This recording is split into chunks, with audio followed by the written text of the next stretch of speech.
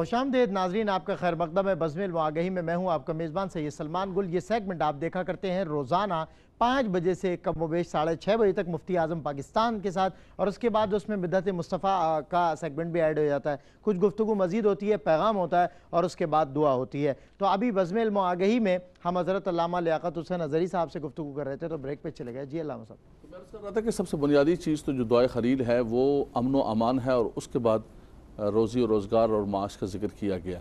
ये दोनों बुनियादी आप ये समझें कि शहरी हुकूक में से सबसे अव्वलीन कि अमन व अमान दिया जाए, और उसके बाद उनकी रोज़ी का और रिज़्क़ का किसी भी एतबार से या तो जॉब क्रिएट किए जाएँ, या फिर उनको जैसे बच्चों के वज़ाइफ का सैयद उमर फ़ारूक किसी भी एतबार से उनके रिज़्क़ हलाल का एहतमाम किया जाए। अल्लामा साहब, मैं एक अर्ज़ में आपसे करूँ, मिसाल के तौर पर अब शहर में आप देखते हैं कि VIPs का प्रोटोकॉल अलग है, उनका जो है मामला अलग है। वो कोई भी जुर्म कर लें तो उन्हें जो है बड़ी आसानी से छुटकारा मिल जाता है। एक आम आदमी, आम शहरी से कोई गलती से भी गलती हो जाए तो उसे तहस नहस कर दिया जाता है, उसे जंगली कहा जाता है, जानवर कहा जाता है। देखिए, जिन कौमों के अंदर ये तफरीक होती है और इंसाफ के अंदर फ़र्क होता है कि गरीब के इंसाफ का पैमाना और है, और अमीर का और उमरा का और सियासतदानों का और बड़े लोगों के इंसाफ का पैमाना अलग है, तो उस कौम को तबाही बर्बादी से कोई भी नहीं रोक सकता है। जी। जिस माशरे के अंदर अमन व अमान होता है वो माशरा चाहे कुफ्र का माशरा क्यों ना हो, वो लेकिन परवान चढ़ता है। और आप देखें, अदल एक ऐसा पैमाना है कि कोई काफिर बादशाह ने भी अदल किया तो आज भी नौशरवा की मिसाल दी जाती है। क्या बात है कि उसने अदल इंसाफ का एक निज़ाम कायम किया है। क्या बात है। तो ये तो हमारे जहाँ तक इस्लामी तालीमात का ताल्लुक है, तो ये तो हम पहले भी प्रोग्राम के अंदर जिक्र कर चुके हैं। मुफ्ती साहब ने हदीस पाक भी पढ़ी कि नबी करीम सल्लल्लाहु अलैहि वसल्लम ने फरमाया कि इस खातून की जगह अगर फातिमा बिनते मोहम्मद भी होती तो उसके हाथ काटे जाते। वो नहीं है, अला सबील तनज़्ज़ुल फरमाया, यानी इतना आला मेयार पैमाने का आपने कायम फरमाया कि इसकी जगह मेरे घर का, ख़ानदान का। फरमाया पिछली कौमें इसीलिए तबाह व बर्बाद हुई कि उनके अदल व इंसाफ के और हर चीज़ के पैमाने अलग थे। जी, गरीब आज तो हमारे हर चीज़, हमारे रोड पर चलने के पैमाने अलग हैं, उनके लिए प्रोटोकॉल हैं, उनके स्कूल अलग हैं, उनके हॉस्पिटल अलग हैं, उनकी सारी दुनिया, उनके क्लब्स अलग हैं, उनकी आबादियाँ अलग हैं। अगर किसी एलीट क्लास आबादी के साथ कोई गरीब आबादी लगती है तो कहते हैं यार इसको उठाओ, यहाँ से ख़त्म करो, ये हमारी आबादी के साथ धब्बा है एक। जी। तो जब आप शहर के अंदर ये तफरीक पैदा करेंगे तो फिर खुद बहुत तबाही बर्बादी होगी। इस्लाम ने यही कहा है कि एक मुसलमान दूसरे मुसलमान, फरमाया नस्ब के एतबार से, ख़ानदान के एतबार से, अमारत व गुरबत के एतबार से, नमाज की मिसाल है, हज की मिसाल है, किसी भी एतबार से तफरीक नहीं है। तो हमने शहर के अंदर ये तफरीक करके, एक सिटीज़न के अंदर ये तफरीक करके हमने तबाही और बर्बादी और ख़राबी पैदा कर दी है, जिसकी वजह से आज हम तनज़्ज़ुल के अंदर, गड़े के अंदर गिरते जा रहे हैं। तो सबसे पहले अमन व अमान देना है, रोज़ी रोज़गार देना है, और उसके बाद सबसे बुनियादी चीज़ ये है कि इस तफरीक को, प्रोटोकॉल को हमें हर सूरत के अंदर ख़त्म करना पड़ेगा। बिल्कुल सही मुफ्ती साहब क़िबला, बड़ी अजीब बात है। अल्लाह रब्बुल इज़्ज़त के यहाँ जो मेयार है वो तक़वा है। इन्ना अक्रमकुम इंदल्लाहि अत्क़ाकुम। एक गरीब आदमी इंतहाई इबादत गुजार होता है, मुआशरा उसे आबिद तसव्वुर भी नहीं कर रहा होता। हम देखते हैं कि उसे, उस गरीब आदमी को चूँकि हैसियत के एतबार से वो कम होता है तो उसे वो तवज्जो नहीं दी जाती। एक अमीर आदमी अगर भूले भटके भी मस्जिद में आ जाता है तो उसके गिर्द लोगों का हुजूम लग जाता है। हमारे यहाँ पैमाना सिर्फ और सिर्फ पैसा रह गया है। मतलब हम जानते हैं कि अल्लाह के यहाँ पैमाना तक़वा है। क्या फरमाते हैं आज सोसाइटी में, आज शहर में, जो शहरियों में तफरीक है? देखिए, ये तो सब की सब बर्बादी की बातें हैं और ना इंसाफ़ी पे मबनी बात है। और अल्लामा साहब ने इस बात को जिक्र किया, बल्कि मैंने सैयदना अली करमल्लाहु वजहुल करीम के हवाले से एक कौल सुना कि हुकूमतें कुफर के साथ तो कायम रह सकती हैं, बिल्कुल, लेकिन ना इंसाफ़ी के जुल्म के साथ नहीं रह सकती। तो जब पूरा का पूरा माशरा उसका आवा का आवा ही बिगड़ा हुआ नज़र आ रहा है कि लोगों ने अपने मायार जो है माल को बना लिया है, शोहरत को बना लिया है, तो इबादत गुजार मस्जिद का इमाम आलिम दीन, उसे वो तवज्जो नहीं दी जाएगी जो एक दुनियावी सेठ को दी जाएगी, दुनियावी अमीर को दी जाएगी। देखें, इसके बारे में रसूलुल्लाह सल्लल्लाहु अलैहि वसल्लम ने पहले बयान फरमाया कि ज़माना उसी तरफ जा रहा है, क़ुर्ब क़यामत की तरफ जा रहा है। और हदीस शरीफ में आता है कि एक ज़माना वो भी आएगा कि जब लोगों के नज़दीक फ़िक़ा को जानने वाला आलिम की मिसाल एक घटिया बकरी की तरह हो गई, जिस तरह ज़रबुल मसल बकरी जद्दी, तो नबी अलैहिस्सलाम ने उसकी मिसाल दी कि उस बकरी की तरह जो है वो ज़लील ख़्वार हो जाएंगे। तो ये रास्ता जो है इसी तरफ जा रहा है। यानी अब जो दुनिया की मोहब्बत जब दिल में आ गई तो फिर इसके मायरात बदल गए जी। तो अब जो बड़े बड़े दुनियादार है वो इनके नज़र में बड़े हैं, लेकिन जिस दिल में खुदा अज़्ज़ा वजल उसके रसूल सल्लल्लाहु अलैहि वसल्लम की मोहब्बत है, इसी को बड़ा चाहिए था। हाँ, तो उनकी नज़र में फिर हज़रत बिलाल रज़ियल्लाहु ताला जो आज़ाद करदा गुलाम है वो भी सैयदना बिलाल होते हैं। जी जी सैयद उमर जी फारूक जी रज़ियल्लाहु जी, ताला अन्हु। क्या बात है। वहाँ तो मेयार ये है बंदगी का, मोहब्बत का, जो मोहब्बत रसूल में फना है वो सैयदना बिलाल है। वाह। मुफ्ती आज़म पाकिस्तान क़िबला, अब देखिए, आप हमारे यहाँ सोसाइटी में एक जगह तो, एक मकाम पे तो ये तफरीक नज़र आती है, और दूसरी जगह पर शहरी अज़ खुद अपने शहर का बेड़ा गर्क करने पर तुला हुआ है। एक तरफ शहरी के हकूक़ की बात हो रही है और एक तरफ शहर के हकूक़ की बात हो रही है। बतौर शहरी, शहर भी तो हमसे कुछ तकाजा करता है। वह एक मक़ूला है कि सेहतमंद जिस्म में सेहतमंद दिमाग परवान चढ़ता है। जी, तो मैं कहूँगा कि पाकीज़ा क़ल्ब, पाकीज़ा नफ्स, पाकीज़ा रूह और पाकीज़ा दिमाग हो तो पाकीज़ा माहौल पैदा होता है। ठीक। माहौल इंसान के गिरदो पेश का नाम है, और ये माहौल घर से शुरू होता है, मोहल्ला, मोहल्ले से शहर, शहर से पूरे मुल्क तक फैलता चला जाता है। सही। हमारे यहाँ एक ख़राबी कह लूँ या जो भी है कि हम हुकूमत को तो कोसते रहते हैं, और ठीक है, हुकूमत की हज़ार नालायकियाँ, बेअतदालियाँ हैं, उनका ज़िक्र होना चाहिए, बदरजहा होना चाहिए, लेकिन सवाल यह है कि जो हमारी ज़िम्मेदारी है, हम उसमें कहाँ क्या हम उसको पूरा पूरा अदा कर रहे हैं? इसका पता चलेगा जब हम मोहल्लों में जाएं। बिल्कुल। तो हमारे टी ग्राउंड है, कल ही उसकी बैरूनी दीवार का रंग रोगन ख़त्म हुआ, और अभी मैं गुज़र रहा था तो उस पर नारे लिखे हुए हैं। आप बताइए। तो जब ये हाल हो कि एक आदमी लाखों रुपए खर्च यानी करके, सफाई किसी से बर्दाश्त नहीं हो रही, नहीं हो रही, हमारी फितरत में नापाकी मेरा ख्याल है लोगों की हो गई है। सही फरमा कि एक आदमी लाखों रुपए खर्च करके अपने मकान का रंग रोगन करता है, दूसरा मन चला सो बात है और उस पर जो मर्जी कर देता है। तो इंसानी हुकूक की पासदारी जो होनी चाहिए, पड़ोस का, मोहल्ले का, फिर हम ये करते हैं कि कचरा उठाया और एक जगह डाल दिया। अच्छा, आज साफ़ है, अब वो कचरे का ढेर बनना शुरू हो गई। अच्छा, जो इदारे इन चीज़ों को कंट्रोल करने के लिए हैं वो फ़ाल नहीं हैं, और मुआशरे में जो बुराई के ख़िलाफ़ मुज़ाहमत होनी चाहिए वो ख़त्म हो चुकी। हम लोग बेहिस हो गए हैं, हमें इससे कोई ग़रज़ नहीं कि भाई हमारे बरावले का क्या है, हमारे मोहल्ले का क्या है, हमारे पड़ोस का क्या है। एक मिसाल मैं पेश करता हूँ। गुलिस्तान जौहर में एक दिन कुछ लोग मुझे मिले तो कहने लगे, जी यहाँ लोगों ने कचरे का ढेर बना लिया, ऊपर हमारे फ्लैट हैं, इधर आबादी है, बड़ी परेशानी है। मैंने कहा आप लोग खड़े हो जाएं। अच्छा, वो जो रिटायर्ड लोग थे मुअम्मर, उन्होंने ड्यूटियाँ लगा दी कि 2-4 हर वक्त खड़े हो गए, अब जो आते थे उनको रवाना कर देते थे। ठीक है। चंद दिन में देखा कि वो बिल्कुल साफ़ हो गया, पार्क बन गया।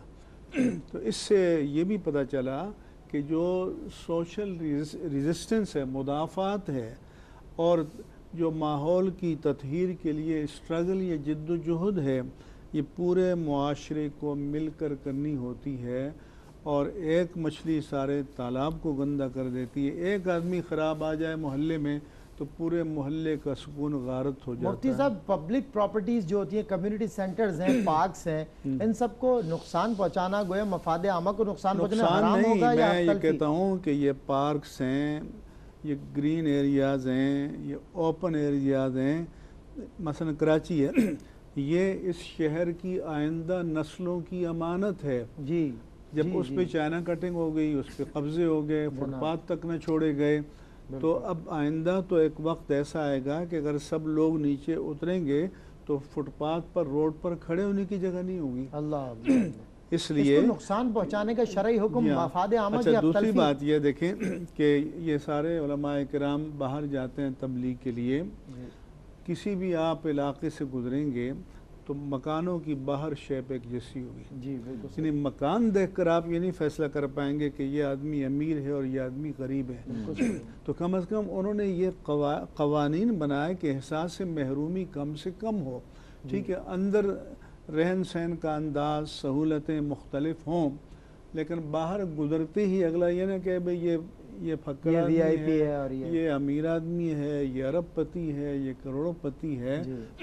तो ये जो चीज़ें हमारे यहाँ, एक तो रूल ऑफ लॉ नहीं है, दूसरा ये कि हमारे यहाँ सिविक सेंस या शहरी शऊर जिसे कहते हैं वो भी नहीं है। और कौम जो है किसी एब्स्ट्रैक्ट चीज़ का नाम नहीं है, मुजर्रद कौम अफराद के मजमूए का नाम है, जिसको हम आज सिटीज़न या शहरी कह रहे हैं। इसी को रईयत और रियाया कहा जाता था। बिल्कुल। तो शहरी के माने किसी मुल्क की रियाया, किसी मुल्क में रहने वाले। तो जब तक ये बेहिसी हमने ख़त्म नहीं होगी, इसलिए मैं कहता हूँ कि मसाजिद में जहाँ हम दीनी मौज़ूआत पर खिताबात करते हैं, ये भी हमारा दीन का शोबा है। बिल्कुल। और हम इस तो इसलिए हमें इन उन्वानात पर भी मसाजिद में मिंबर से गुफ्तगू करनी चाहिए। और बहुत से जो इंग्लिश अखबार वाले हैं वो तो कोसते हैं उलमा को, देखें ये न किसी इससे साली निज़ाम के ख़िलाफ़ बात करते हैं, न फलां के बात करते हैं, गो के करनी चाहिए। तो इसलिए उलमा को कलमा हक़ कहने का मेंबर से भी कल्चर राइज करना चाहिए। अगर ये मुश्किल है, इसकी मुज़ाहमत होगी, लेकिन वो कौन सा हक़ है जिसकी कोई बातिल मुज़ाहमत न करे। बिल्कुल सही फरमाया, बिल्कुल सही फरमाया, बहुत खूब। मुफ्ती साहब क़िबला, मुझे बताइए, सरकारी जो इमलाक हैं जिनमें सड़कें आ जाती हैं, स्ट्रीट लाइट्स आ जाती हैं, तो इन सब को नुकसान पहुँचाने वालों के लिए या नुकसान पहुँचाने पर हुक्म शरई क्या लगता है सरकारी इमलाक को? देखें, सरकारी अमलाक या सरकारी ख़जाना, उसके बारे में हमारे फ़ुक़हा ने फरमाया कि ये यतीम के माल के हुक्म में है। कि यहाँ जिस तरह यतीम के माल के बारे में अल्लाह ने फरमाया कि जो यतीम का माल खाते हैं, इन्नमा याकुलून फ़ी बतूनिहिम नारा, तो वो अपने पेट में जहन्नुम की आग को भरते हैं। तो वही हुक्म इन सरकारी अमवाल का है कि इसको आज हम माल गनीमत के तौर पे बल्कि इन्वेस्टमेंट करते हैं, इलेक्शन के अंदर पैसा खर्च करते हैं, किसी तरह से हमें क्या कहते हैं सीट मिल जाए, उसके बाद फिर जम के जो है उसको लूटेंगे, उसको खसूटेंगे। सियासी तंजीमें बनाते ही इसीलिए हैं ताकि मुल्क को ज़्यादा से ज़्यादा लूटा जा सके, उसको नोचा खसोटा जा सके और इसकी दौलत को समेट के यहाँ से कहीं और अपनी सेफ जगह पे भेजा जा सके। तो ये सब के सब खुदा के भी मुजरिम है और ये इंसानों के भी मुजरिम है। पॉलिटिकल करप्शन जो पॉलिटिकल हैपनिंग्स में हमारे यहाँ, जी हाँ, बिल्कुल बिल्कुल, ये इस्लामी मुजरिम है, इस्लामी शरीयत के मुजरिम है। शरीयत मुतारा के अंदर इसका किस कदर रियासत के भी मुजरिम है और इस्लामिक अच्छा लोगों के हकूक भी मार रहे हैं, कि लोगों के हकूक बर्बाद कर रहे हैं। वरना इसके मुकाबले में आप देखें सैयदना उमर बिन अब्दुल अजीज रज़ी अल्लाह ताला अन्हु के बैठे हुए काम कर रहे हैं, शाम के मगरिब के बाद का टाइम है, कोई मिलने वाला आ गया तो आपने चिराग बंद कर दिया और बातचीत करने लगे उससे। तो उसने कहा हज़रत मैं आपसे मिलने के लिए आया हूँ, अंधेरा हो रहा, अभी आपने चिराग जलाया था, मुझे देख के आपने चिराग बंद कर दिया। क्या इससे पहले मैं सरकारी काम कर रहा था, तो चिराग सरकारी था, तो सरकारी काम के लिए मैंने सरकारी चिराग जलाया हुआ था। अब तुम जो मुझसे बात करने आओ मेरी पर्सनल बात है, अपनी पर्सनल काम के लिए मैं सरकारी चिराग इस्तेमाल नहीं कर सकता। और यहाँ पर्सनल काम के लिए जो इमलाक इस्तेमाल यहाँ तो हमने देखा है कि कानून के मुहाफिज अपने घरों के क्या कहते हैं कुत्ते और जूते और अलमारियाँ जो है वो कानून की गाड़ियों में जो लोगों की हिफाजत के लिए उन गाड़ियों में लेके घूम रहे होते हैं। बताइए, और की शिफ्टिंग होती है, यानी इतने बड़े बड़े मुजरिम है हमारे यहाँ पर, जो इंटरनेशनल मुजरिम है वो हमारे हुक्मरान है। अल्लाह ताला फिर हमें हिदायत फरमाए, हमें हिदायत दे, हमें हिदायत दे। अल्लामा लियाकत हुसैन नज़री साहब, शहरियों में एक और वबा है जो सराहियत कर गई है, उसको निकालना बड़ा मुश्किल हो गया। आज जगह जगह बिजली की चोरी और बल्कि कुंडा लगाना तो एक बहुत आम सी बात हो गई है, जिसकी वजह से एक फ़र्द ने कुंडा लगाया और खमियाजा पूरे मोहल्ले को भुगतना पड़ता है। इस पे क्या हुक्म शरई लगेगा? देखिए सरासर चोरी है ये जी, इसको तो कोई भी तावील नहीं कर सकते और कोई भी इसके हवाले से कोई उज़र पेश नहीं कर सकते। और उसकी वजह से हमारे मुल्क की सारी जो तरसील है बिजली की वो निज़ाम दरम बरम हुआ। जो लोग बिल भर रहे हैं और उनको भी बिजली नहीं पहुंच रही, बल्कि बाज़ जगहों पर तो ऐसा होता है कि कुंडे वालों की जो वो तो इलाके का सारा उठा के बिल उसको डिवाइड कर दिया जाता है। तो ये तो नाहक लोगों के ऊपर डाल रहे हैं, ये भी एक जुल्म कर रहे हैं, चोरी वो कर रहे हैं, उन चोरों को नहीं पकड़ सकते। लेकिन बात असल ये है कि ये स्टेट का काम है, स्टेट की रिट है, लॉ एंड ऑर्डर और ये सारे के सारा निज़ाम। जब तक आप चोर को नहीं पकड़ेंगे, जब तक आप गलत आदमी को नहीं पकड़ेंगे, उनको छोड़ते रहेंगे और उनको कोई ना कोई शेल्टर मिलता रहेगा।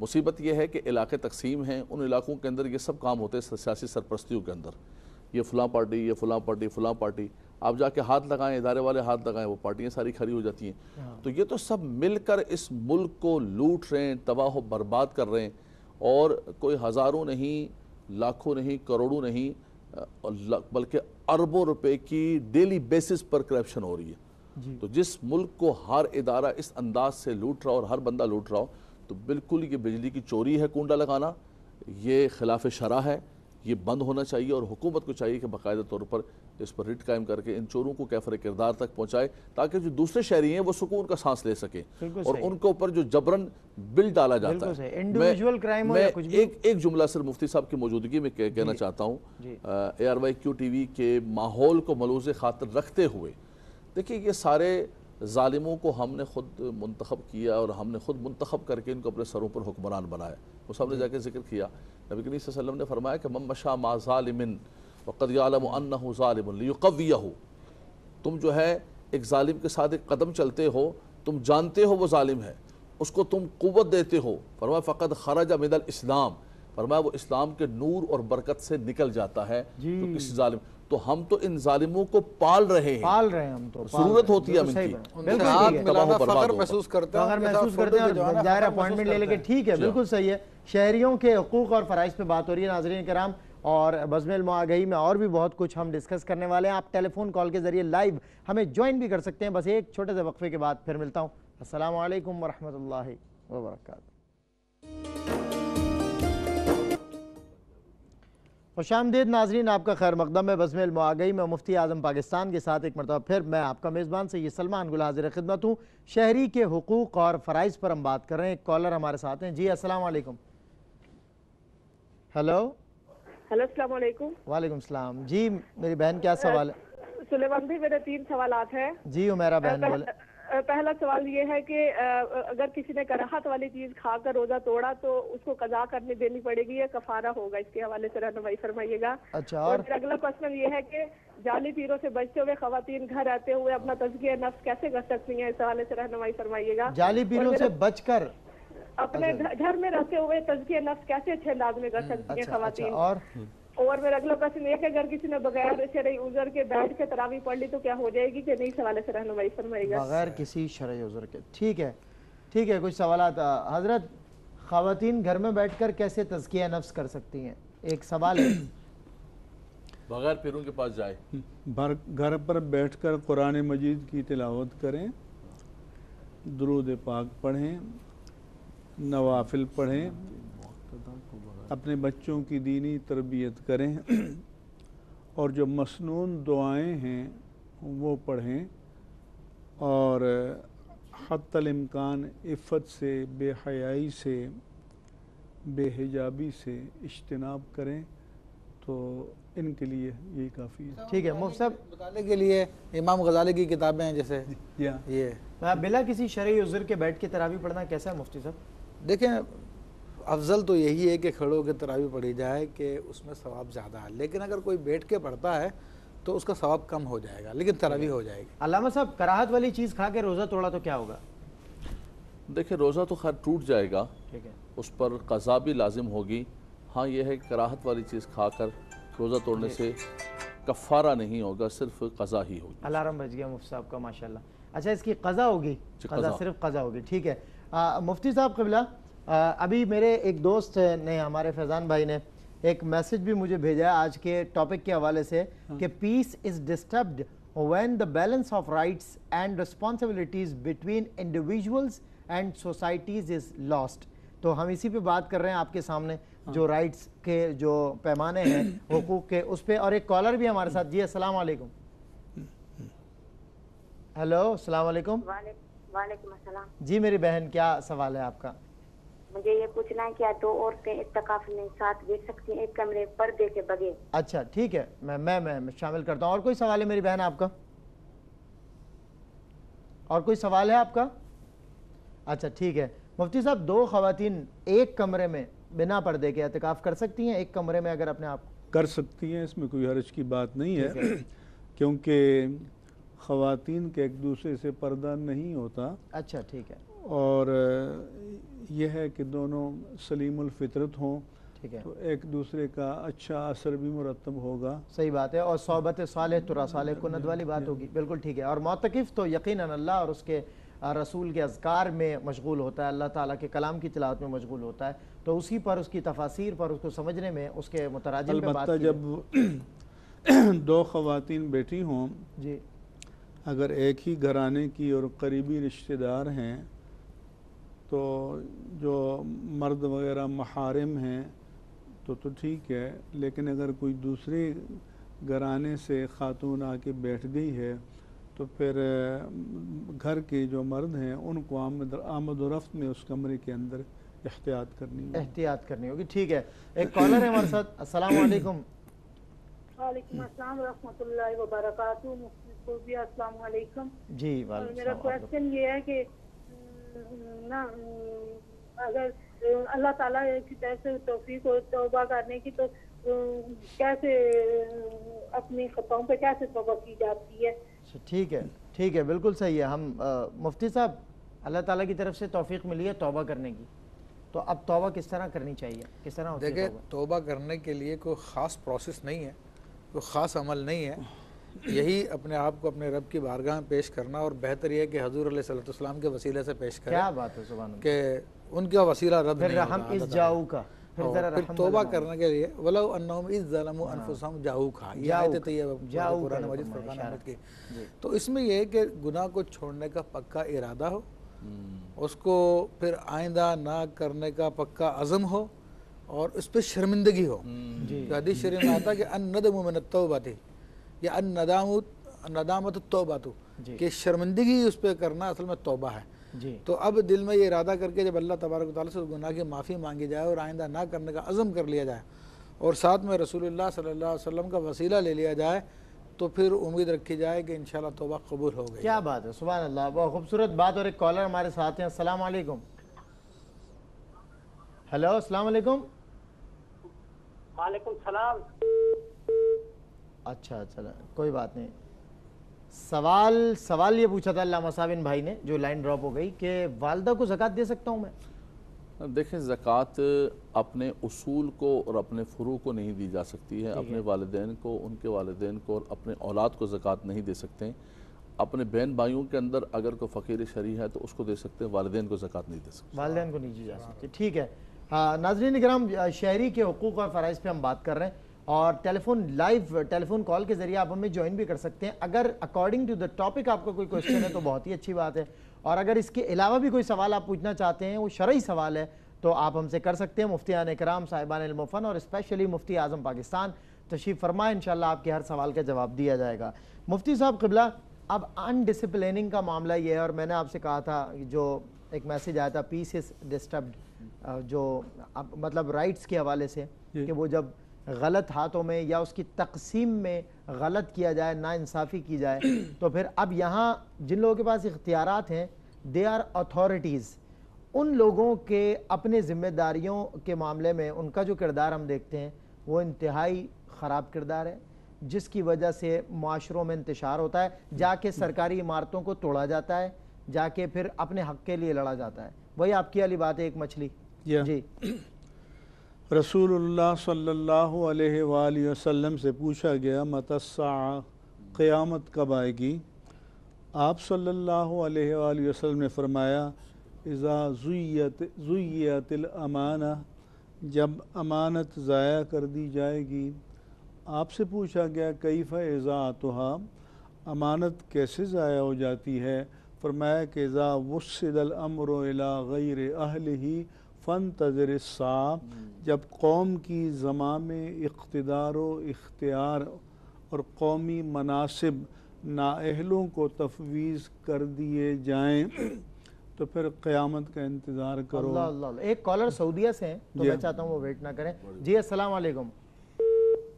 मुल्के हिजाज से फ़ोन आया था, और उनका सवाल ये था कि क्या बेटी को ज़कात, जिस तरह फरमाया उसूल और फ़ुरू को नहीं दी जा सकती? नहीं, बेटी नहीं, ये उसूल और फ़ुरू को ज़कात नहीं दी जा सकती, बता दिया। ठीक है, बता दो। तो अब जो दायरा है कि एक तो सरबराह हुकूमत होता है, सरबराह रियासत होता है, नीचे उसके अमलदार होते हैं।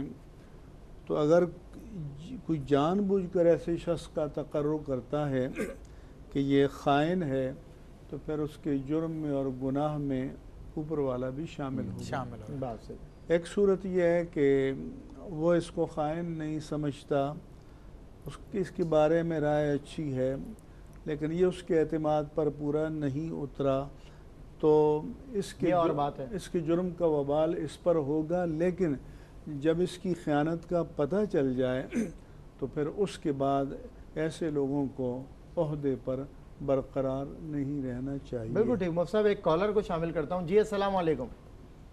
हेलो अस्सलाम वालेकुम। वालेकुम अस्सलाम। जी भाई क्या सवाल है आपका? सवाल ये है कि मेरे बैंक में जो पैसे हैं उसमें मैंने ज़कात दे दी है। अच्छा, अब जो पैसे मुझे प्रॉफिट के मिलेंगे उसका मैं सर्फ कैसे करूं? क्या फरमा रहे हैं कि किस कौन सी बैंक में? इस्लामिक बैंक जो गैर प्रॉफिट के पैसे आपको बैंक से जो मिले हैं, बैंक से? ऐसे पूछो, इस्लामिक बैंक है गैर इस्लामिक बैंक? इस्लामिक बैंक है या वो दूसरा बैंक? दूसरे एनसीबी से। अच्छा, दूसरे बैंक से। दूसरे बैंक। अच्छा चलें ठीक है, चलें ठीक है।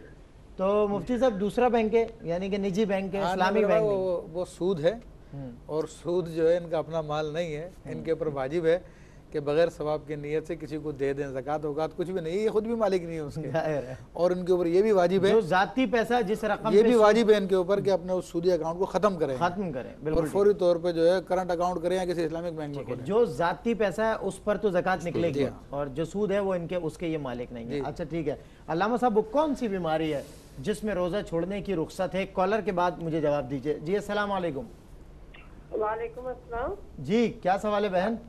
मुफ्ती साहब बात यह है कि बीमारी की वो ऐसा है कि जब भी किसी से बात करें या किताबों में पढ़े तो वो कह रहे हैं कि ऐसी बीमारी जो आपकी जान का खदशा हो, ऐसी सूरत में आप रोजा छोड़ सकते हैं। अच्छा अच्छा। डॉक्टर से तो क्या आपकी मर्जी है, आपकी हिम्मत है तो रख लें, नहीं हिम्मत तो छोड़ दें। अच्छा। अब मेरा मसला ये है कि मेरी कमर में चोट लगी है, उससे दर्द होता है। वो दर्द रोजा रख के इतनी शिद्दत इख्तियार कर जाता है जो नाकाबिले बर्दाश्त हो जाता है। अब ये सूरत हाल है कि जानलेवा तो नहीं, इससे मेरी जान का खदशा नहीं, हलाकत का खदशा नहीं है, लेकिन तकलीफ नाकाबिले बर्दाश्त होती है रोजा रखने में। नाकाबिले बर्दाश्त होती है, मैं इफ्तारी नहीं बना सकती और इस तरह के मामला नहीं कर सकती। इसके बारे में मुझे सवाल का जवाब दे दीजिएगा। ठीक है, इसका बिल्कुल सवाल के जवाब देते हैं। कॉलर और है, उनको शामिल करते हैं। जी आइए, अस्सलाम वालेकुम। आइएगा जी, क्या सवाल है आपका? मेरा वही सवाल था ना बेटे जी। मेरा आंटी क्या सवाल था? मैंने तो आपसे बात ही नहीं की, वो अंदर कंट्रोल रूम में थे आप उस वक्त। अच्छा जी जी आप बताइए। सवाल करूं? जी जी करिए। मेरी बच्ची है, उसने एक मकान किराए पे दिया हुआ है। अच्छा। तो 15,000 किराया लेती है। ठीक है। तो 1-1.5 साल हो गया किराया लेते हुए। ठीक है। तकरीबन। अब उसमें ज़कात बनती है या नहीं बनती?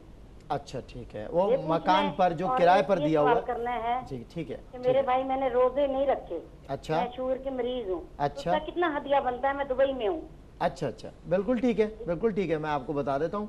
और एक ब्रेक पे भी हम जा रहे हैं। और नाज़रीन इकराम, जिस तरह दीगर इदारों की बात होती है, दीगर चैरिटेटिव ऑर्गेनाइजेशंस की बात होती है, मैं जाते जाते आपको अपनी जानिब से पैगाम देता हूँ कि KGN यानी ख्वाजा गरीब नवाज वेलफेयर ट्रस्ट, जो कि अल्हम्दुलिल्लाह आपकी अमानत का जामिन भी है और उसको सही मकाम पे यूटिलाइज भी करता है। ख्वाजा गरीब नवाज वेलफेयर ट्रस्ट के इस साल आप दस्तो बाजू बनिए और दिल खोल कर अपने एहतियात आंखें बंद करके अल्हम्दुलिल्लाह यहाँ जमा करा सकते हैं। काबिर उलमा इस इदारे के वकील भी हैं और आपकी रकूम के ख्वाजा गरीब नवाज वेलफेयर ट्रस्ट अमीन भी है। एक ब्रेक के बाद मेरी और आपकी फिर होती है मुलाकात मुफ्ती आज़म पाकिस्तान के साथ।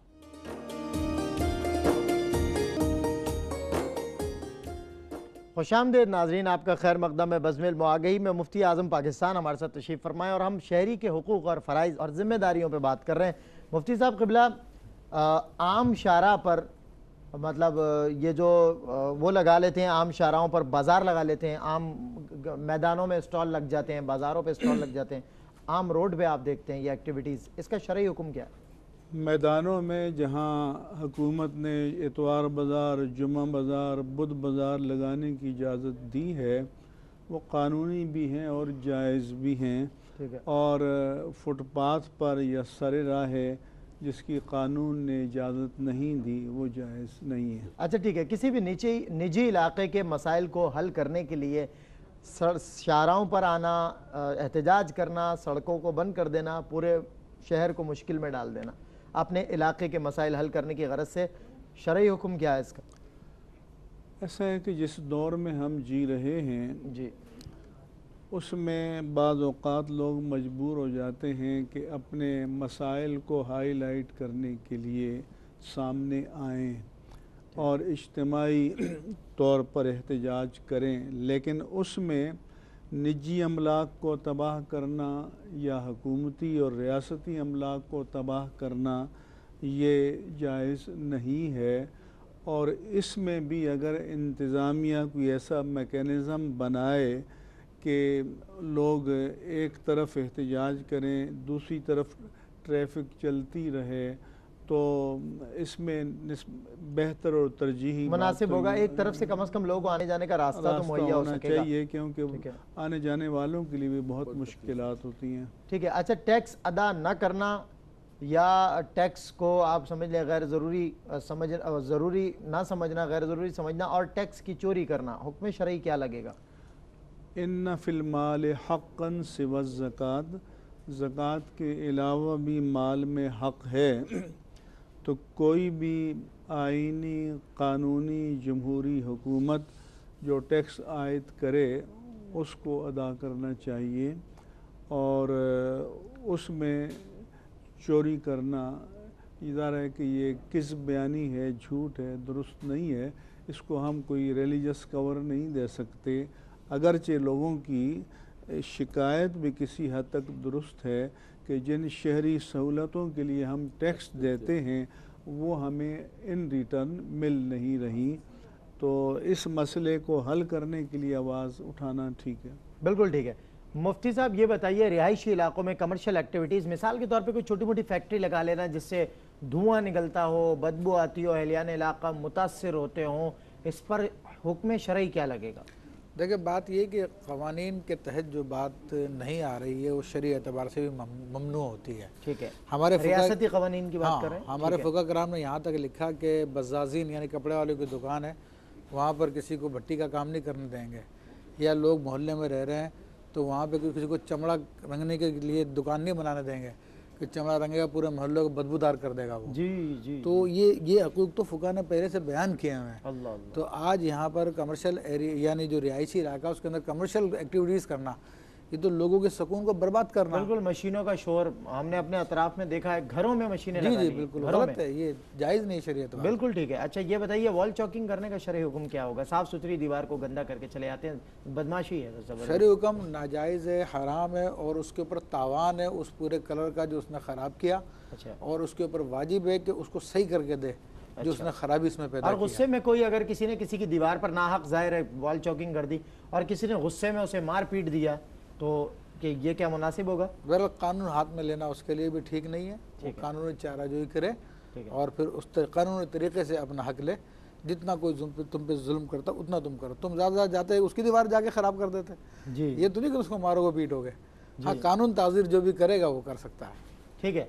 अल्लामा लियाकत हुसैन नज़री साहब, शादी ब्याह की रसूमात के लिए हम देखते हैं आमतौर से रोडों को बंद कर दिया जाता है, ब्लॉक कर दिया जाता है, कोई मुतबादिल रास्ता नहीं होता। अपनी निजी जो है खुशी के चक्कर में, उसकी सेलिब्रेशन के चक्कर में पूरे इलाके को मुतासर कर देना या रास्ता इतना तंग कर देना कि अब बाइक या गाड़ी नहीं जा सकती, अकेला आदमी फंसा के निकल जाए तो निकल जाए, कैसा रहेगा ये? शरई हुक्म क्या है? देखिए, ऐसे मकामात जिनका जिक्र किया गया कि ग्राउंड्स हैं या कुछ ऐसी जगह मुख्तस हैं और वहाँ कानूनी तौर पर इजाज़त है तो बिल्कुल ठीक है, लेकिन शारे आम को बंद करना अपनी निजी तकरीबात के लिए और लोगों को तकलीफ़ देना ये किसी भी एतबार से जायज़ नहीं है। सलमान भाई, हमारे फ़ुक़हाए किराम ने इस पर गुफ्तगू की है, जनाजा बड़ी मुश्किल से 4-5 मिनट का होता है नमाज जनाजा, उस पर भी गुफ्तगू की है कि जो मरूर है, जो रास्ता है, शारे आम है, उसको जनाजे के लिए बंद करना चाहिए या नहीं करना चाहिए। तो फ़ुक़हाए किराम ने फरमाया कि लोगों को तकलीफ़ न दी जाए। अब आप बताइए कि आप जनाजे तक के लिए अब आप जवाज़ात निकालें कि जनाब फलां भी तो करता है, फलां ये भी तो कर रहा है, फलां ये भी तो कर रहा है, तो हर बंदा यही कहता है फिर जहन्नम में भी तो जा रहा है, तुम भी जहन्नम में जाओ। हमारे माशरे का सबसे बड़ा मसला यही है कि उनको किसी भी चीज से मना करो, कहते वो भी तो कर रहे हैं, वो भी तो कर रहे हैं, फलां डांस पार्टी रखी हुई थी, फलां ने ये रखा। अरे भाई वो करेंगे आप तो उसके बाद क्या हमारे लिए जवाब निकल आएगा? इसलिए रास्तों को बंद करना, और फिर उसके बाद रात भर म्यूजिकल प्रोग्राम जो होते हैं गानों के, और इतना शोर शराबा। हजरत हमारे, मैं मोहम्मद अली सोसाइटी में रहता हूँ, यहाँ कहा जाता है कि एलियट क्लास और पढ़ा लिखा तबका और फलाना टिमकाना, रात 2 बजे बारात आती है और वो शोर शराबा और फायरिंग और वो आतिशबाजी की जाती है कि कई घरों के अंदर बच्चे उठ के, फजर में उठना मुश्किल हो जाता है। फजर में उठने का दूर का मसला, बच्चे डर के उठ गए हैं, बच्चों की सांसें बंद होने लगी हैं, वो हाल कर रहे हैं। तो आप बताइए कि ये शहरी हक अदा कर रहे हैं, आप क्या करें दूसरों को? ये बताइए लामा साहब, एक तो ये आपने बिल्कुल सही है, वजाहत के साथ क्लियर बता दिया, दरख्तों को नुकसान पहुंचाना, सड़कों पे कचरा फेंकना, क्या कि सिर्फ गैर अखलाकी है या वाकई ये गुनाह है, इस पर कोई हुक्म शरा भी लगता है? देखिए, रास्ते में कचरा फेंकना एक तो वैसे ही फरमाया कि अपने आप को साफ़ रखो, अपने मोहल्ले को साफ़ रखो, अपने इलाके को साफ़ रखो, नफासत का नबी करीम सल्लल्लाहु अलैहि वसल्लम ने फरमाया है। दूसरा ये है कि आप दरख्त को काट के माहौल को ख़राब कर रहे हो, आप लोगों को अजियत और तकलीफ़ और बीमारियाँ इससे पैदा होती हैं। जितना ज़्यादा आलूदा माहौल होगा, जितनी ज़्यादा शजरकारी नहीं होगी, दरख्त काटेंगे तो माहौल के अंदर आलूदगी ज़्यादा होगी। तो आप लोगों की हक तलफी भी कर रहे हैं, लोगों को बीमारियों के अंदर मुबतला भी कर रहे हैं। इस गंद के ज़रिए जो कचरा फैला रहे हैं, मूजी जो अमराज फैलते हैं, तो आप हर एतबार से गुनहगार हैं। इलाके को गंदा करने के एतबार से, लोगों के हुकूक के तलफी के एतबार से भी आप गुनहगार हैं, और ये किसी तौर पर नहीं करना चाहिए। और ये बदकिस्मती है कि हमारे अमूमी तौर पर कहा जाता है कि ये जाहिल है और ये पढ़ा लिखा है, लेकिन गाड़ी का शीशा नीचे करके पान की पीक फेंकने वाला डॉक्टर भी होता है, इंजीनियर भी होता है, और हर एक होता है उस वक्त को पढ़े लिखे। कचरा फेंकने वाला गाड़ी से बाहर या घर से बाहर, उसके अंदर कोई तालीम और गैर तालीम का फ़र्क नहीं रहता। तो ये बड़ी अजीब व गरीब तालीम है जो हमें अदब नहीं सिखा सकी, जहाँ रहते हैं वहाँ का कोई सलीका नहीं सिखा सकी। तो ये बिल्कुल खिलाफ शरा, ये नहीं करना चाहिए। अच्छा, आम तौर से लामा साहब ये नहीं देखने में आता, लेकिन शाज़ो नादिर ये देखने में आया है कि एक पढ़े लिखे ने कचरा फेंका और जाहिल उसे उठा के साइड पे रखता है, जाहिल उसे उठा के डस्टबिन में डालता है। ऐसा भी होता है। बल ये एक एटिकेट्स उसके अपने होते हैं। बिल्कुल, ये एक तरबियत, घर की तरबियत, माहौल की तरबियत किसी जगह किसी को मिल जाती है, वरना उमूमी तौर पर कहा जाता है ना यार क्या जाहिलाना हरकत है। बताइए, तो आज तो गाड़ी की पान की फीक फेंकते हुए आपको ये सारे पढ़े लिखे नजर आते हैं आपको, क्योंकि वो गाड़ी में अल्लाह तबारक व तआला महफूज फरमाए। तो ऐसा होता है, इसका नेमल बदल भी होता है। सही फरमाया। मुफ्ती आजम पाकिस्तान, हिफ्ज़ान सेहत के पेश नज़र अगर किसी ख़राब शय, हमारे यहाँ टोबैको एडिक्शन बहुत ज़्यादा है, लोगों के मुंह के कैंसर की वजह से हलाकतें हो रही हैं, लोग इससे बच नहीं रहे, हट नहीं रहे, किसी के गुर्दे फेल हैं, किसी के फेफड़ों के अमराज हैं, तो हज़रत अगर रियासत या शहरी हुकूमत इस पर पाबंदी आयद करती है तो इस पाबंदी का हुक्म शरई क्या है?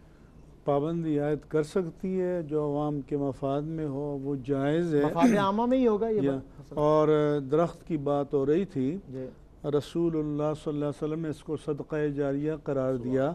फरमाया कि जो कोई मुसलमान दरख्त लगाता है, फिर उससे इंसान, हैवान, चरिंद परिंद जो भी फ़ायदा उठाते हैं, हालांकि वो उसकी नीयत नहीं करता, बग़ैर नीयत के उन सब का सवाब इसको मिलता है। क्या बात है। और दूसरा, एक हदीस में पढ़कर हिल गया, अल्लाह के रसूल ने फरमाया कि अगर क़यामत सर पे खड़ी है और तुम्हें इतनी फुर्सत मिलती है कि एक दरख्त लगा सकते हो तो तब भी लगा लो। क्या बात है। और फिर कोई दरख्त को काटे, तोड़े, नोचे, नुकसान पहुंचाए, कितना यानी कि बदनसीब। इस्लाम की तालीमात कितनी पाकीज़ा और कितनी अजीम है। एक मुफ्ती साहब पैगाम दे दें, आपकी ज़बान, आपका अल्लाह ताला ने बरकत अता फरमाई है, सारी दुनिया सुन रही है आपको, आप चेयरमैन रोहित लाल कमेटी के, कि ये जो गुटखा है, पान है, जिससे कैंसर होते हैं, ये आप सारी कौम को एक पैगाम दे दें, और रियासत को भी पैगाम दे सकते हैं। आप खुद रियासत के वो इस तरह के सारे पान, चाहे उसको गुटखा कहें, उसको पता नहीं मानिक चंद मुख्तलिफ नाम है, वो नहीं है, जिनसे मूजी मरज़ का ख़तरा हो, वो मकरूह तहरीमी है, और हुकूमत को उन पर पाबंदी लगानी चाहिए, और मुआशरे को भी मुस्बित अंदाज में, तामीली अंदाज में इसकी मुज़ाहमत भी करनी चाहिए। बिल्कुल ठीक है। मुफ्ती साहब, मैं एक सवाल मेरी बहन ने पूछा था, कौन से अमराज, यानी वो शुगर पेशेंट है और रोज़े नहीं रख सकती, अमराज दायमी, इस पर हम पहले भी तफसील से बात कर चुके हैं। इससे वो अमराज मुराद हैं चाहे शुगर पेशेंट हो, हार्ट पेशेंट हो, कैंसर हो और अमराज होते हैं कि सुबह सादिक से गुरूब आफ्ताब तक का वक्त खुदा तरस डॉक्टर कहे कि अगर दवाई इस्तेमाल किए बग़ैर गुजारोगे तो नुकसान बढ़ जाएगा और हलाकत का खर्चा होगा। ऐसी तमाम बीमारियां इसके ज़ुमरे में आती हैं और फिर आप फिदिया दे सकते हैं। और टेम्परेचर ज़्यादा है, अगर टेम्परेचर आर्जी चीज़ें हैं, सर दर्द आर्जी चीज़ें हैं, बैक पेन इस तरह की चीज़ नहीं है कि जिसको हम मर्ज़ मुज़म्मिन कहें, खातून ने जिसका ज़िक्र किया था। लेकिन बहुत ज़्यादा तकलीफ़ हो जाए और मेडिसिन लेनी है तो रोज़ा तोड़ देंगे तो क़ज़ा करनी पड़ेगी। लेकिन फ़िदिये की छूट या रियायत है वो उन अमराज में है जिनका मैंने जिक्र किया। हलाकत यानी जो जिस तरह शुगर पेशेंट्स होते हैं सही होने का अंदेशा में। ठीक है। अच्छा मुफ्ती साहब मुझे बताइएगा कि फ़िदिया पूरे महीने का क्या देगा आदमी जो दायमी मर्ज़? एक रोज़े का फ़िदिया एक सदका फ़ितर की मकदार है, यानी कि 2 किलो 50 ग्राम गंदम या उसकी कीमत। ठीक है, तो ये उसका एक फ़िदिया है। तो इस मरतबा 100 रुपये मुकर्रर की गई है एक दिन की, 100 रुपये, महीने का 3000 रुपये फ़िदिया देगा। तो महीने का 3000 फ़िदिया होता है। बिल्कुल ठीक है, बिल्कुल ठीक है। जिनकी माली हालत अच्छी है जी उनसे हमने कहा है कि अब जो के मुताबिक दें वो 240 रुपये योमिया है। जिनकी और अच्छी हालत है वो खजूर और किशमिश के मुताबिक दें। ठीक है, वो योमिया क्या बन रहा है किशमिश के मुताबिक? 1600 यानी माहाना तकरीबन 48,000 रुपये। एक वक्त के खाने का होटल में 3-3 हज़ार रुपये खर्च कर देते हैं। सही बात है। तो ये तो अल्लाह के रास्ते खाना है। तो अल्हम्दुलिल्लाह बहुत से ऐसे लोग हैं, अगर घर में 5 आदमी हैं और जो के हिसाब से दें तो 1200 रुपये फ़ितरा बनेगा। और ये काफ़ी लोग हैं जिनकी ये क़ुव्वत अदा में है। ये बिल्कुल ठीक है। एक सवाल अल्लामा साहब रह गया और फ़ौरन आप जवाब दे दें उसका कि किराए के मकान पर वो बेटी उनकी 15,000 रुपये माहाना किराया लेती है, साल पूरा होने पर उस किराए के मकान पर जो किराए पे दिया ज़कात? देखिए जी, किराए के मकान की ज़कात नहीं होती है। जो उसकी असल कीमत है वो जो किराया लेती है, अगर वो जमा हो जाए और निसाब को पहुँच जाए और उस पर साल गुजर जाए तो उस पर ज़कात है। अगर वो लेती है और उसको खर्च कर डालती है तो उस पर भी ज़कात नहीं है और ना मकान के असल कीमत पर, असल कीमत पर भी नहीं अगर किराए पे दिया। बिल्कुल ठीक है, थैंक यू सो मच। और मुफ्ती आज़म पाकिस्तान का मैं बहुत शुक्रिया अदा करता हूँ कि आज भी आप तशरीफ़ लाए और आज भी हमारी सरपरस्ती फरमाई। हज़रत अगर 2 जुमलों में आज शहरी हुकूक मिल्लत को पैगाम दे दें आप प्लीज़। अगर हम दुनिया की गयूर बाहमियत और मुअज़्ज़ज़ कौमों में अपना शुमार करना चाहते हैं, अपने वतन और माहौल को पाकीज़ा रखना चाहते हैं, तो ज़िम्मेदारियों का बोझ दूसरों पर डालकर ख़ुद फारिग होने की बजाय हम में से हर एक को अपनी हैसियत में अपनी ज़िम्मेदारी पूरी अदा करनी चाहिए। क्या बात है, थैंक यू सो मच मुफ्ती साहब। और शुक्रिया हज़रत अल्लामा लियाकत हुसैन नज़री साहब आपका भी कि आप भी मुफ्ती आज़म पाकिस्तान के हमरा रुख़्सत हो रहे हैं।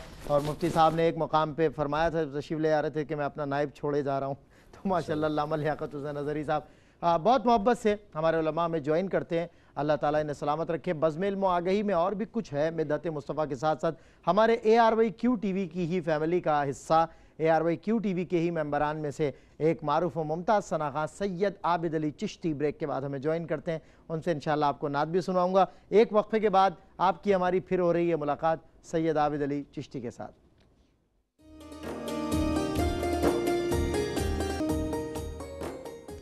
खुशामदीद नाजरीन, आपका खैर मकदम है।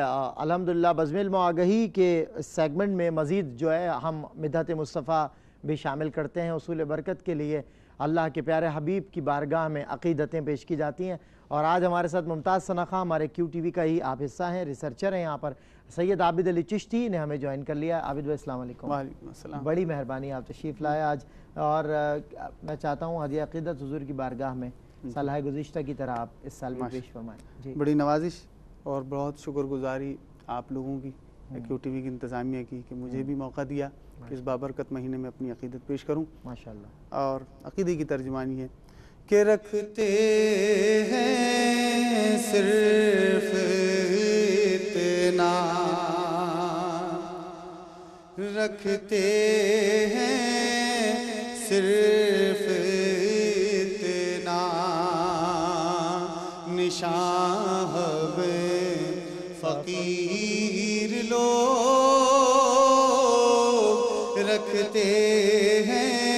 सिर्फ इतना रखते हैं, सिर्फ इतना निशान हमें फकीर लोग, जिक्र नबी जहाँ है, जिक्र नबी जहाँ है, वहाँ हम फकीर लोग, जिक्र नबी जहाँ है। लेते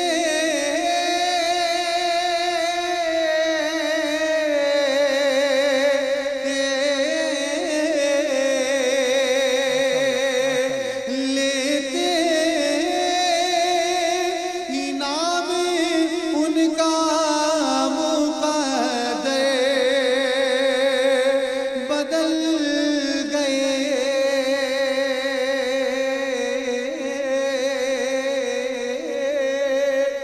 लेते लेते इनाम उनका मुक़द्दर बदल गए, पहुँचे हैं फिर कहाँ से, पहुँचे हैं फिर कहाँ से, कहाँ हम फकीर लोग, पहुँचे हैं फिर कहाँ से, कहाँ हम फकीर लोग, रखते हैं सिर्फ इतना, और उनका करम है अपनी गली में बुला लिया, उनका करम है अपनी गली में बुला लिया, वरना कहाँ मदीना, वरना कहाँ मदीना। खुशामदीद नाजरीन, आपका खैर मकदम है। मिदहत मुस्तफ़ा बड़े करीने और बड़े सलीक़े के साथ RYQ TV अल्हम्दुलिल्लाह पेश कर रहा है। आदाब नात भी मलहूज़ हैं और हुजूर की बारगाह में कैफियत भी मलहूज़ हैं। उसे मुरतब किया है मुख्तलिफ़ शुअरा ने, और फिर उन शुअरा का कलाम कि जो मक़बूल बारगाह हुआ, हम हुसूल बरकत के लिए पढ़ते हैं कि अल्लाह तेरे महबूब के आशिक़ ने कलाम लिखा है, तो इसके तवस्सुत हमारा पढ़ना भी मंजूर व कबूल फरमा। मुफ्ती अबू बकर सिद्दीक़ साहब फ़क़ीहुल असर उस्ताज़ुल उलमा तशरीफ़ फरमाया। मुफ्ती साहब, शहरियों के हुकूक़ पे बात हुई है। अच्छा मुफ्ती साहब, उस दौर में भी तो शहर हुआ करते थे, उस दौर में हुकूक़ आपने फरमाया कि इस तरह हज़रत उमर ने, तो फिर ये मतलब एक लंबे वक्फ़े के बाद या वक्तन फ़वक्तन इससे लोगों की दूरी हो गई इस कल्चर से? वेस्टर्न ममालिक में मगरिब इस तस्वुर को अपनाए बैठा है, मगरिब ने अपना लिया हज़रत उमर के लॉ को, और हम हज़रत उमर के मुक़ल्लिद हम नहीं अपना रहे।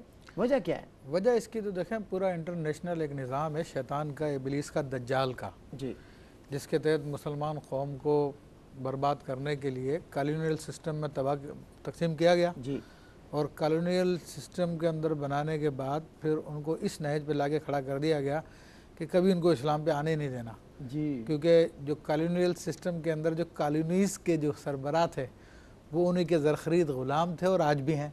तो वो कभी भी नहीं चाहते कि इस्लामी निज़ाम यहाँ पे नाफिज हो जाए, इसलिए मुसलमानों को पस्ती का शिकार करने के लिए मुहिम बाकायदा ये उस वक्त से चल रही है मुहिम कॉलोनियल सिस्टम से, और आज तक वो सिस्टम चल रहा है जी। तो हमारा कोई भी मतलब क्या कहूँ, QTV का स्टेज है इसलिए कुछ कह नहीं सकता खुल के मैं, लेकिन पूछेगा पूरा का पूरा दज्जाल का जाल है जो हमें उस तरफ आने नहीं देता, हमारे लोग इस तरफ तवज्जो नहीं करते, वरना अच्छा, खुद उस पे अमल करते हैं, अवाम फॉलो करते हैं। हाँ, अवाम जो अल्हम्दुलिल्लाह हमारे मुसलमान है,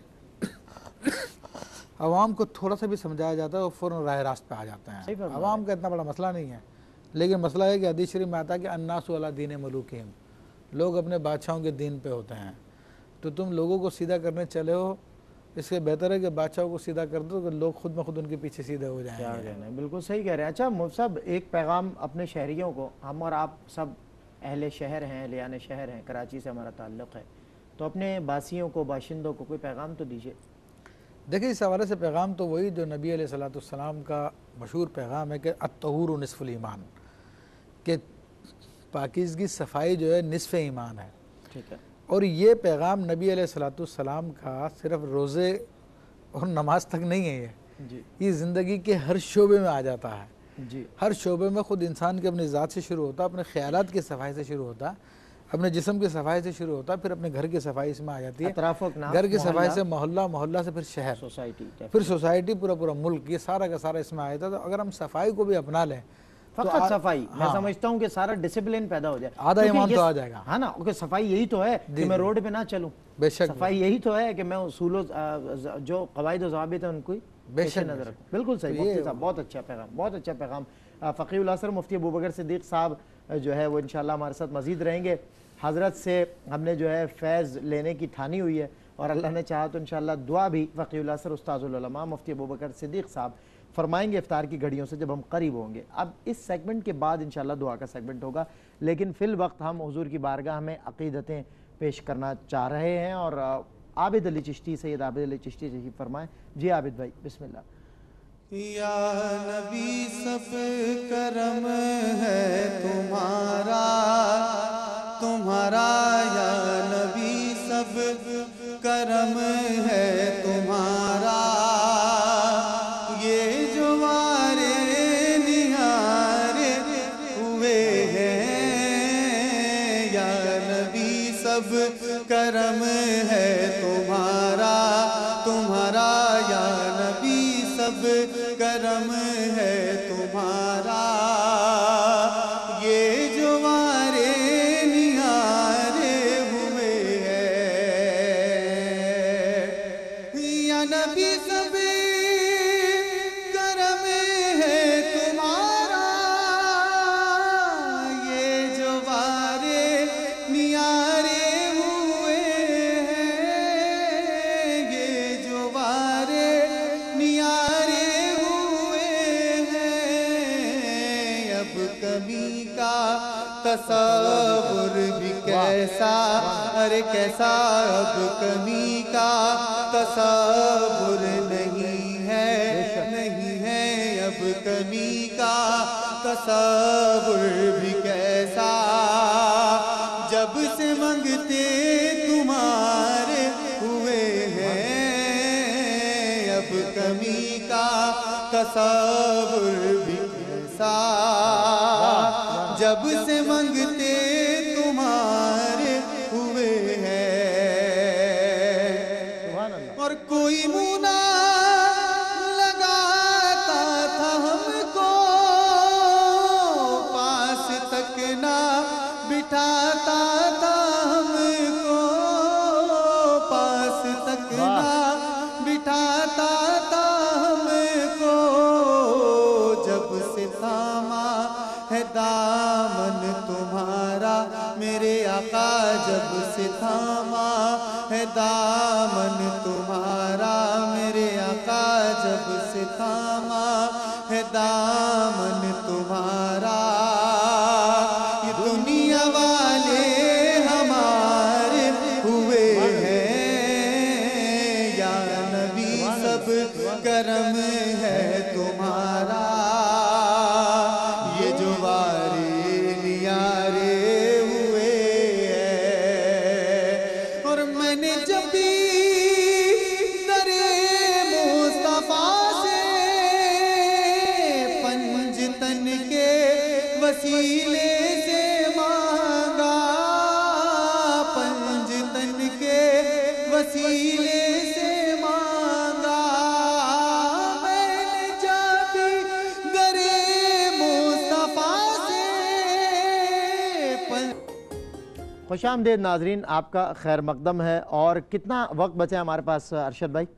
तो नाजरीन इकराम, ये दुआ का सेगमेंट है और इसमें हम दुआएं जो है किया करते हैं उलमाए किराम के जो है ना रूहानी इरफानी दुआओं के साथ। हम करीब हो रहे हैं अब अल्हम्दुलिल्लाह 16वें रोज़े से, और 16वां रोज़ा यानी अशरा मग़फ़िरत का भी निसफ़ हिस्सा हमसे दूर हो गया, रुखसत हो गया। और का अशरा मग़फ़िरत 4 रोज़ के बाद मज़ीद आज 16वां रोज़ा कराची के बाशिंदे, कराची के बासी अल्हम्दुलिल्लाह इफ्तार करने जा रहे हैं। लेकिन इस 16वें रोज़े के बाद हम 17वें रोज़े में दाखिल हो जाएंगे, 17वीं तरावी में, यानी कोई 4 रोज़े कमोबेश हमारे पास बचेंगे जो अशरा मग़फ़िरत से हमें दूर कर देंगे। हम अपने अल्लाह की बारगाह में सिर्फ़ यही दुआएँ और यही इल्तिमास करते हैं कि मौला यकीनन ये जो मेहमान तूने हमारे पास भेजा, इस मेहमान की मेहमान नवाजी में हमसे कोताहियाँ बरसा बरस से सरजद होती आ रही हैं, और इस बरस भी यकीनन हम उसमें तुझे गाफिल नज़र आए, कमी और कोताही में नज़र आए। मगर मौला तेरे शायन शान अगर तुझसे रहमत का और मग़फ़िरत का तकाज़ा किया जाए तो यकीनन तू हमें बख्शने वाला, हम पर मेहरबान है। बारीला हम पर अपनी मेहरबानियाँ दराज फरमा, रहमतों की छमाछम बारिशें फरमा और हमारी मग़फ़िरत फरमा, हमारी कोताहियों से या अल्लाह, लग़ज़िशों से या अल्लाह दरगुज़र फरमा। फ़क़ीहुल असर उस्तादुल उलमा मुफ्ती अबू बकर सिद्दीक़ साहब शाज़ली, हज़रत दुआ फरमाएँ, उलमा की दुआ की ज़रूरत है। अल्हम्दुलिल्लाहि रब्बिल आलमीन वस्सलातु वस्सलामु अला सय्यिदिल अंबियाइ वल मुरसलीन वल आक़िबतु लिल मुत्तक़ीन। अल्लाहुम्मा रब्बना आतिना फिद दुनिया हसनतन व फिल आखिरति हसनह वक़िना अज़ाबन नार वक़िना अज़ाबल क़ब्र वक़िना अज़ाबल हश्र वक़िना हिसाबल मीज़ान। अल्लाहुम्मा अइन्ना अला ज़िक्रिका व शुक्रिका व हुस्नि इबादतिक व तिलावतिल क़ुरान फ़ी आनाइल लैलि वन नहार। अल्लाहुम्मा इन्ना नस्अलुका इल्मन नाफ़िअन व अमलन सालिहन व रिज़्क़न वासिअन व शिफ़ाअन मिन कुल्लि दाअ। अल्लाहुम्मा इन्ना नअऊज़ु बिका मिनल हम्मि वल हुज़्न व नअऊज़ु बिका मिनल अज्ज़ि वल कसल व नअऊज़ु बिका मिनल जुबनि वल बुख़्ल व नअऊज़ु बिका मिन ग़लबतिद दैन व क़हरिर रिजाल। अल्लाहुम्मा इन्ना नअऊज़ु बिका मिन दुआइन ला युस्मा मिन क़ल्बिन ला यख़शा मिन नफ्सिन ला यशबअ। अल्लाहुम्मा या रब्बल आलमीन। ए रब्ब करीम, ए रब्ब करीम, ए रब्ब करीम, ये अशराए मग़फ़िरत हमसे रुख़सत होने जा रहा है।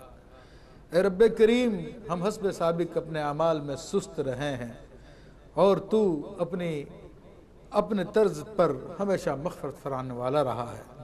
ए रब्ब करीम, हम तुझसे अपने गुनाहों की मग़फ़िरत चाहते हैं। हमारे अमाल में जो तो कोताहियाँ हमसे सरजद हुई, तो तेरी इबादतों में कोताहियाँ सरजद हुई, रब्बे करीम तू उन्हें माफ़ फरमा दे। ए रब्बे करीम, मैं अपने लिए और तमाम उम्मत मुस्लिमा के लिए खैर तलब करता हूँ। तो हमारे बीमारों को शिफाए कामिल आज नसीब फरमा दे। ए रब्बे करीम, तू अपने हबीब अलैहिस्सलातु वस्सलाम के तुफैल जिन घरों में जवान बच्चे बच्चियाँ, उन्हें अच्छे नेक रिश्ते अता फरमा दे। ए रब्बे करीम, शोहदाए बदर के तुफैल जो कर्ज के बोझ तले दबे हुए हैं, ए रब्बे करीम उनको कर्ज के बोझ से सुबकदोशी अता फरमा दे। जिनकी रकमें फंसा ली गई हैं, ए रब्बे करीम उनकी रकमें उन्हें वापस दिला दे। ए रब्बे करीम, सैयदुश शुहदा के तुफैल जो बे औलाद उन्हें नेक व साले औलाद अता फरमा, जो बा औलाद है उनकी औलादों को नेक ताबे फरमान बना। ए रब्बे करीम, ए रब्बे करीम, तू अपने प्यारों के तुफैल इस महीने को हमारे लिए मग़फ़िरत का बाइस बना दे, अपनी रिज़ा का बाइस बना दे, दुनिया आखिरत में कामयाबी का बाइस बना दे। ए रब्बे करीम, हम फ़कीर हैं, तू बादशाह है। ए रब्बे करीम, हमारी झोलियाँ खाली है और तेरे हाथ दोनों भरे हुए हैं। ए रब्बे करीम, हम तेरे करम के भिखारी हैं, हम तुझसे तेरा करम चाहते हैं। दुनिया में, आखिरत में, हर मुकाम पर, कब्र में, हशर में, हर मुकाम पे तेरे करम के तलबगार हैं। ए रब्बे करीम तू हमारी कबूर को जन्नत का बाग बना दे। ए रब्बे करीम तू बरोज़ क़यामत अपने अर्श का साया अता फरमा दे। अपने हबीब अलैहिस्सलाम की शफाअत से बहरामंद फरमा दे। उनके हौज़े कौसर से पीना नसीब फरमा दे। अल्लाहु अकबर, अल्लाहु अकबर, अल्लाहु अकबर,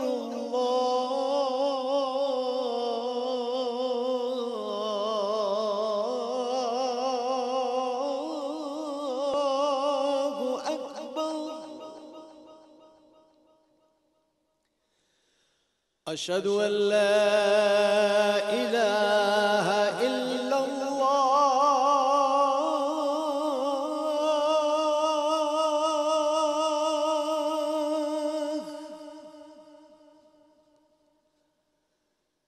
अशहदु अन ला इलाहा इल्लल्लाह,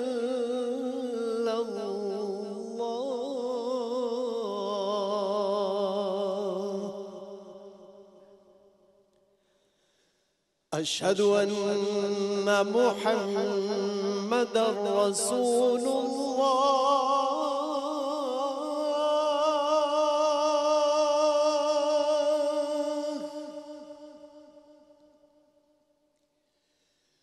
अशहदु अन्ना मुहम्मदर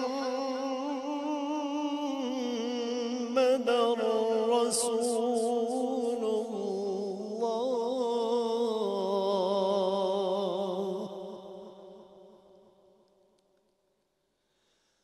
हय्य अला सलाह,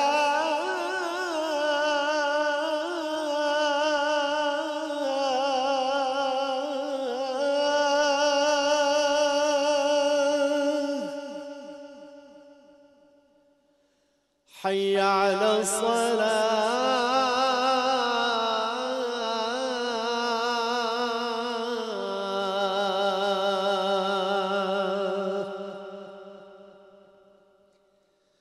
حي على الفلاح،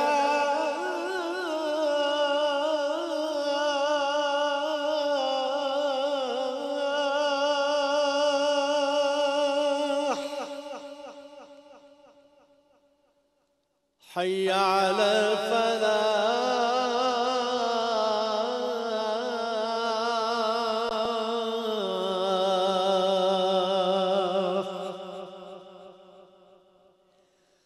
الله